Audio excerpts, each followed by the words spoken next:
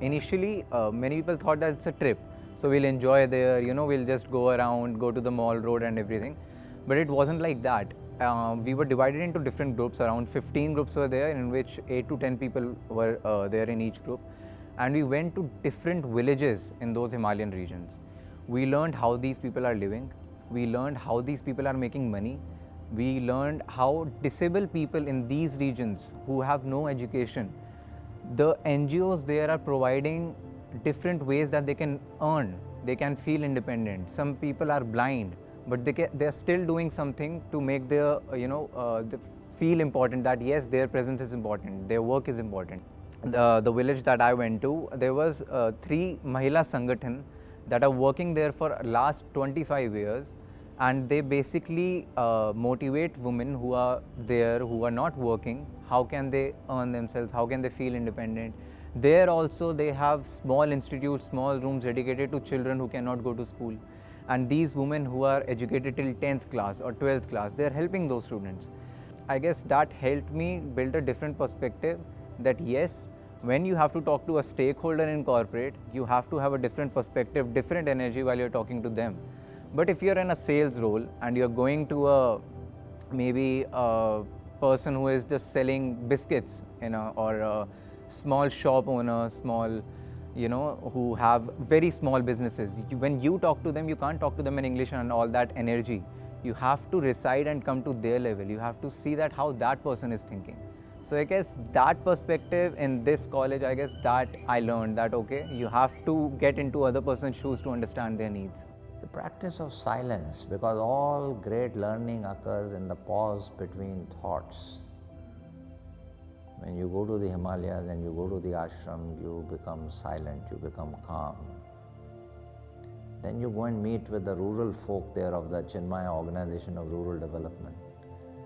And you see women empowerment in the country where 800 villages have got transformed. It's unbelievable. And when students learn from that, they say this is far bigger than learning from any big corporation, because this, when poorest of the poor can do something to uplift their standards, that is far more to learn from leadership and management than to learn the latest case study in introducing a new product in the market. So that's very profound learning. So the combination of deep silence, beautiful natural air, and then learning from the villages, it is a transformational impact on all of us. And students then what they learn, they come and enact skits using music, dance, theatre to present those skits. And it's very, very beautiful. It remains with them for years after they pass out. And it makes them better people as a result. One of the most unique and interesting part of the curriculum is the Himalayan Retreat, wherein the students undertake a week-long journey to Sidbari, a small village on the outskirts of Dharamshala. So retreat itself resembles shelter or going back to the roots. So my personal reason of coming here is that, like after going from this trip, we all will be busy in placements. So right now I'm healing myself through this trip. And it's really a good experience as a student coming here, eating sattvic food, doing yoga twice a day, and attending workshop. So it is continuously they are keeping us active. I found balance here, and I slowed down from the city life. Secondly, it's very important in the life of a manager to be balanced and to think properly. Also, we met many people here who have a purpose in their life. So it gave us a thought to reflect internally.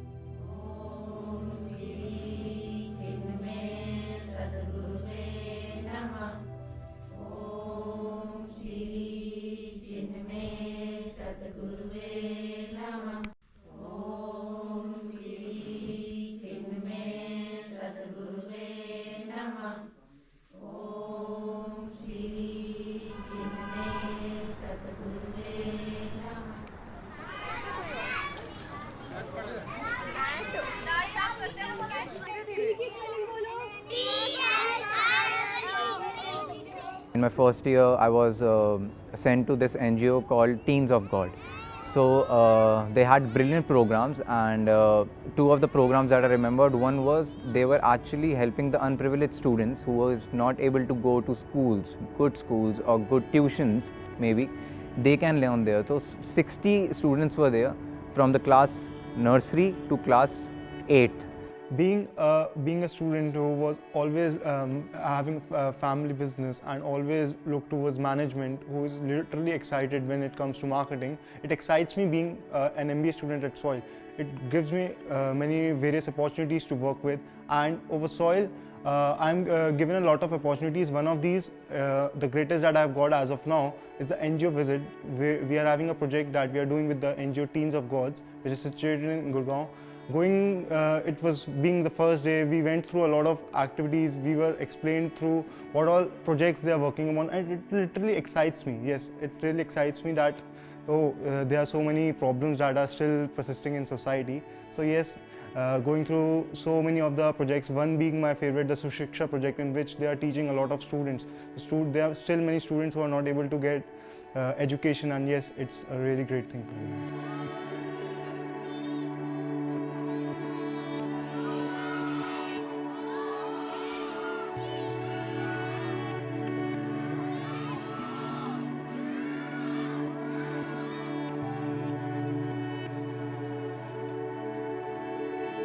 The NGO Teens of God, they have the projects that they offer are quite diverse, and they are covering almost all the aspects. They're teaching students. Then the most favorite part that I've found is that they teach you how to make sanitary pads, which is, I believe, a very good initiative, and not every NGO is doing that. So they have a machine here, and we'll be working on that soon. And even in slum areas where menstrual hygiene is still a taboo and people are not talking about it openly. So Teens of God NGO has taken the initiative to go and conduct these drives, give them the sanitary napkins in the kits. As far as animals are concerned, what they do is they make katran beds. So they are collaborated with some of the boutiques. So katrans are basically the cloths which are left there, and they are of no use. So they fill that inside the jute bags, and then they make proper soft cushion beds for these stray animals in winters. So that's a really good initiative, and I'm really interested in working with the NGO. So whenever you do some social responsibility, there's this internal satisfaction that you get. When you go back home, you just realize, working with the students, the smiling faces running, you teach them, you offer them something, or even if you're helping these stray animals, you get this internal satisfaction that you've done something for the society. So that is for me all about carrying that satisfaction home, carrying that inside, that yes, you've apart from academic and everything, you've worked somewhere which is benefiting to the society somehow. So that, I believe, is a very important thing which everyone will, I guess, experience once we go back. Working here, communication, decision making, problem solving, all these things are what we'll be doing on a regular basis, dealing with students or with the problems, or when we'll be communicating for the slum drives and all, we'll be having this one-on-one experience with them. So communication there, the problem solving, I believe all these things are very important in a leader and also in a manager. So as a B school student, these things will obviously carry forward.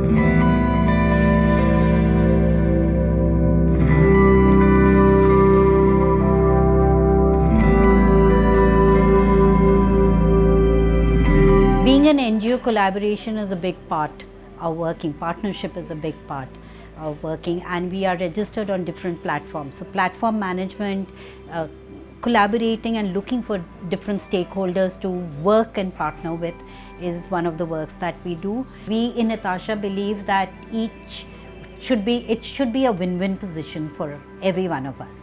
We have enough opportunities from different verticals and different teams that we gather on a quarterly basis. So depending on the interns' interest, their aptitude and their skill sets that they're coming, we kind of discuss it with them, okay, this is what is available, out of which what would you like to pick. So they make a choice on their own. That's the first step of making them accountable to the choice that they made. Because if you've chosen an activity that you would like to be involved, you have to give your 100%. So commitment is taken there. Then when they go into the field, because all our assignments need them to go into our operation centers. It may not be in the field or the communities, it could be just the center defined, or could be with the beneficiaries, but they need to venture into that, because that then gives them the actual feel of what the other world looks like. I think it is very important for all of us to give back to society. I mean, that's what we have been taught since our childhood, that it's very important that you give back to your society. And for working for a cause like this, that you're not just helping people one time, you're giving them such important life skills that they can be independent and work incessantly in their life. You're imparting those skills. So I was very excited about the team building exercise that I'll be a part of, that if I can show them the amazing effects of teamwork, if I can let them know that team playing, being a team player, team works very well. They're not just working for one sector, they're targeting all age groups, like from adolescents to women. They're working very strongly. They have this USP that they make women independent through entrepreneur skills, and then they're working from children from 6th class to 12th, and then they're giving them skills as well so they can be corporate ready. I think this is a very good opportunity for me to explore and give fully to that NGO. So when we visited Atasha, they gave us our choices to choose the vertical, where I chose Women Entrepreneurship program, because I feel that it is my domain. Already I have experienced that, and I can share on my learnings to them. This would obviously help women to get empowered, contribute in the society, and get a stand for themselves only. When we discussed, I was told to, like, I can teach about D2C, that how to build their brand, their presence, how to source products, and to basically enable them to, I can be a facilitator for them, that they can learn how to do all things, and I would just be guiding on them. SOIL not has helped me identify the privilege I have. They have helped me to empower myself to help people who do not have the privilege, the kind of privilege that I have. How can I help the underprivileged people? And for that, I am using, and I am kind of trying to use my privilege, that the good knowledge that I was able to get because of my privileges, the good kind of upbringing that I was able to get through my privileges, so that I can help the people who were not able to get such privilege from a very young age. We tell them, okay, now you're working with an NGO. The NGO is your client. The NGO has a real problem because their aspirations are very high, but the resources are limited. How can you help them with the innovation? Because when aspirations are higher than resources, that's when innovation occurs. So, for example, they're trying to do a new digital program to get their own cause to be better understood by society. So how do you look at the different multiple channels and actually working with people to make it happen? So that by the time they finish their social innovation program over, let's say, 6 months, the NGO says these students who came from SOIL actually helped us to solve this problem. And so that's what we believe in. We have a social innovation program, we have a consulting project, and these two combined give them a lot of wonderful experiences to do it. There are several other small projects also.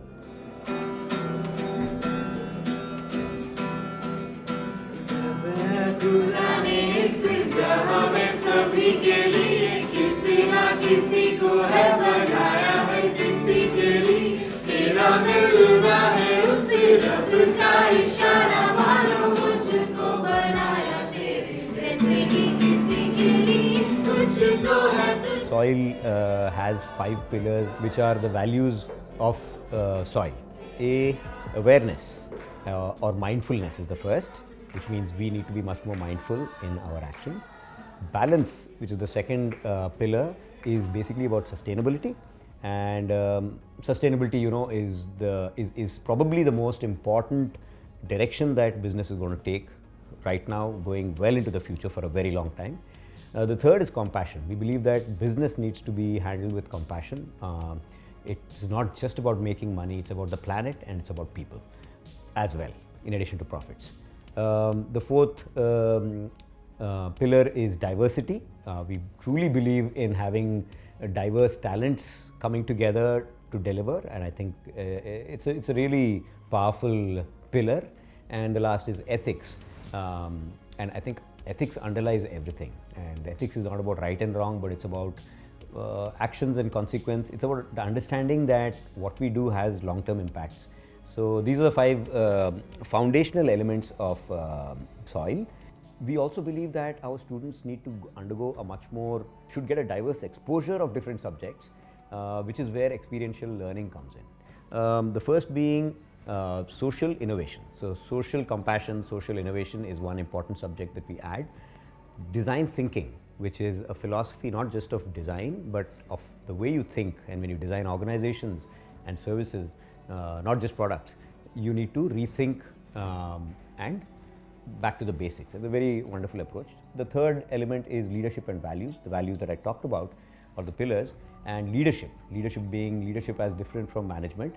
And so these 3 elements come together, and we do it through what we call experiential learning, which is a combination of which is putting our students in the field, exposing them to different environments. And one example that we have is social innovation, where we have a social innovation program.